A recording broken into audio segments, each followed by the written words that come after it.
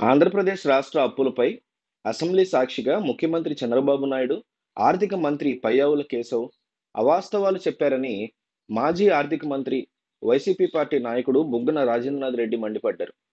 అసెంబ్లీలో రికార్డ్ అవుతుందని నిజాలే చెప్పాలని తెలిసి కూడా వారిద్దరూ బాధ్యతారహితంగా మాట్లాడారన్నారు. ప్రభుత్వం పెట్టిన బడ్జెట్టు, కాగు పత్రాల్లో అసలు అప్పులెంతో తేలిందన్నారు. వాటి ప్రకారం అప్పులు 6.46 లక్షల కోట్లేనని, బాబు ప్రభుత్వం కూడా ఇదే చెప్పిందని బొగ్గన సాక్ష్యాధారాలతో సహా రీసెంట్‌గా మీడియా సమావేశంలో వెల్లడించారు. అట్లాగే పయ్యావులు చెప్పింది నిజమా? లేక చంద్రబాబు చెప్పింది నిజమా?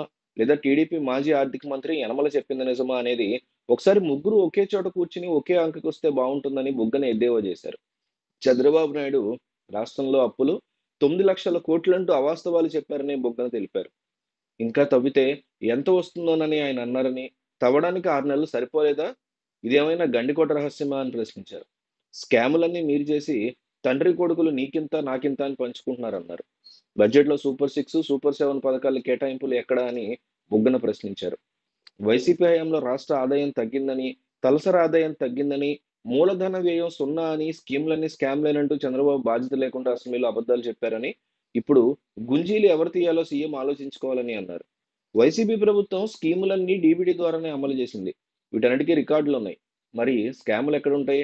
అధికారంలోకి వచ్చిన వెంటనే మద్యం లైసెన్స్‌లో, ఇసుక టెండరింగ్‌లో యథేచ్ఛగా దోపిడీ సాగించారు. తండ్రి కొడుకులు నీకింత, నాకింత అని పంచుకున్నారు. మైనింగ్ కాంట్రాక్టులు కూడా దోపిడీయే ఏ స్కామ్‌లో చూసినా మీరే కనిపిస్తున్నారు. గత టీడీపీ ప్రభుత్వం దిగిపోయే నాటికి 42,000 కోట్ల బకాయిలుంటే వైసీపీ ప్రభుత్వం చెల్లించింది. విద్యుత్ సంస్థలు తమ వ్యాపార కార్యకలాపాల కోసం అప్పులు తీసుకుంటాయి. వాటితో ప్రభుత్వానికి సంబంధం ఎలా ఉంటుంది? వాటిని పరిగణలో తీసుకున్న బాబు హయాం కన్నా మేమే తక్కువ అప్పులు చేశాం. ఇక గత టీడీపీ ప్రభుత్వంలో వార్షిక సగటు అప్పుల పెరుగుదల 22% కాగా, వైసీపీ ప్రభుత్వంలో అది 13%. దీన్ని బట్టి చూస్తే ఎవరు ఎక్కువ అప్పులు చేశారో తెలుస్తుంది. అలాగే గత టీడీపీ ప్రభుత్వం పరిమితికి మించి 16,000 కోట్ల అప్పులు చేసింది. ఆ అప్పుని వైసీపీ ప్రభుత్వంలో కేంద్రం మినహాయించింది. మరోవైపు మూలధన వ్యయం సున్నా అని, బాబు సింగిల్ డిజిట్ అని యనమల చెప్పారు. కానీ మొన్నటి బడ్జెట్ డాక్యుమెంట్‌లోనే మూలధన వ్యయం 23,000 కోట్లుగా చూపెట్టారు. ఇది సున్నా, సింగిల్ డిజిట్ ఎలా అవుతుందో చెప్పాలి.